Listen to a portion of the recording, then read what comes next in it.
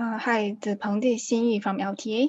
Yep. I will be presenting on the challenge statement on corrosion monitoring of rebar inside concrete structures. As we all know, Singapore is an island surrounded by saltwater bodies and with a high humidity level. With these conditions have made the monitoring of rebar corrosion within the concrete structures very important. The common methods of rebar corrosion monitoring are linear polarization resistance and open circuit potential. Both methods require hacking of the concrete cover surrounding the rebars so that contact can be made with the rebar to form a complete circuit for testing. The thickness of concrete covers usually range from 20 mm to 50 mm. For instance, some structure parts are installed with exposed wires connected to rebars for the ease of testing. However, this cannot be replicated throughout the entire structure. So with this, it can be seen that the current practice of rebar corrosion monitoring is time-consuming and hard to execute, especially at locations where site access is a concern. For example, inside the operational tunnel.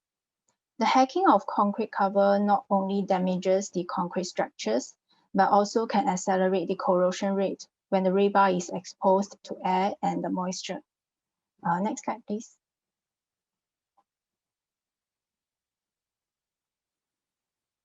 The challenge statement owners are looking at opportunities of an inspection or monitoring technology for corrosion monitoring of rebar and concrete using non-destructive testing approach. We are open to some possible opportunities such as different measuring techniques like impedance or electric pulse can be a way to monitor the corrosion by studying the chloride penetration and pH level in the concrete layer, as well as the condition of the passive film layer surrounding the rebar. The other one can be the development of a corrosion monitoring system for new and existing reinforced concrete structures using durable embedded sensors and with cost-effective data transmission and processing equipment. We are also interested in the solution that can help us to determine the rate of corrosion and lifespan of a reinforced concrete structure. Ideally, the end product of the monitoring methods need to be battery powered and portable for field applications. Next slide, please. In conclusion, the solutions developed shall be able to meet some expected outcomes. They are firstly able to measure and monitor corrosion of rebar using non-destructive testing methods. Secondly, is able to eliminate the time and manpower needed for removing the concrete cover while maintaining or even lowering the total cost of testing. Thirdly, is able to assess the effectiveness of rehabilitation systems such as coatings or corrosion inhibitors. In addition, the ability of real-time monitoring of the rebar corrosion of the developed system could be greatly beneficial to us. Thank you.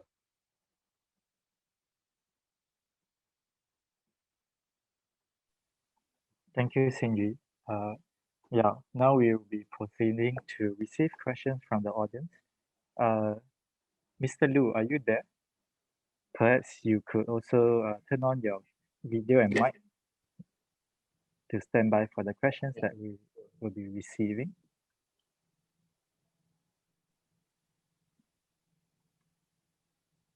Okay. So currently, for inspection, right? How frequent are you doing the inspections? So normally we have to do, monthly or quarterly. So quite troublesome. We have to go down the tunnel. Actually, we have some projects. We have to go to the, PSA box cover. Some go to the, LTA Amati tunnel. So we have to go down to midnight, go from 1 a.m. to 3 p.m., 3 a.m. Okay. So what data are you interested to collect? Besides, I mean, corrosion can be seen visually, but other than that, what other data is key for the monitoring No, process? because the challenge is the rebar is inside the concrete. We are not able to examine visually. We need to depending either hack off the concrete cover to see the rust on the rebar, or we have to use some instrument to measure the corrosion rate, or even measure the so-called rust, how many section left on the rebar. So basically, say what we want to know by non-destructive test to actually to see one is the status of the rebar, how currently the rebar was corroded in the concrete. The second one, we want to know the corrosion rate, how many, for example, many years the concrete steel can, in good service, can last. So we can, from there, we can do assessment. So, whether the structure have to be repaired. We have a question from WasteScan Technology. For the current inspection practice, is it spot testing and not continuous testing scanning? What is the usual depth of the first layer of rebar inside the concrete layer? Actually, current is a spot test, because we have to go down to the site for monitoring, means maybe monthly or quarterly. Okay. So the depth of the first layer of rebar depending on the structure design. So minimum is 20 mm. Some can go up to 50 mm, as mentioned by just now in the slides.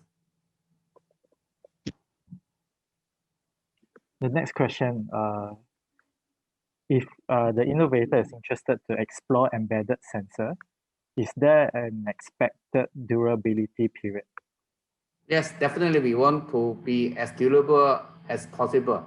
You see, because concrete normally is last 50 years, 100 years. So we want to be, as long as possible. It's ideally can be same as a concrete structure. I mean, the life. Yeah, but you are definitely open for embedded sensors. Basically, for embedded sensor is for new structure. For old structure, quite challenging for this so-called embedded sensors.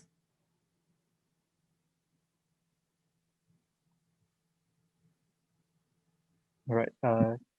So we haven't received any new questions. I'll just okay. A question has came in. Any expectation on the scanning speed and what form of reports will be needed? Actually, we actually know specific requirement for scanning speed, but cannot be slow. You cannot take one scanning take few days. I think a few hours still can accept, right? So form of report actually is any type of form. No actually limit for the form of report. For us, we just want to know the status and the so-called the corrosion rate of the rebar inside the concrete. Again, we have to be, requirement on accuracy. Yep. But the monitoring will be based on different sample locations, right? Yes. Okay. Because the corrosion of rebar in concrete depends on the environment. Or anything happen to the humidity, temperature, and also the solution in concrete, so the corrosion rate will be changed. Okay. For one site, for example, how many sample locations are we expecting? Okay, depending on the structure, actually case by case, we can not generally give a so-called requirement. It depends on the structure.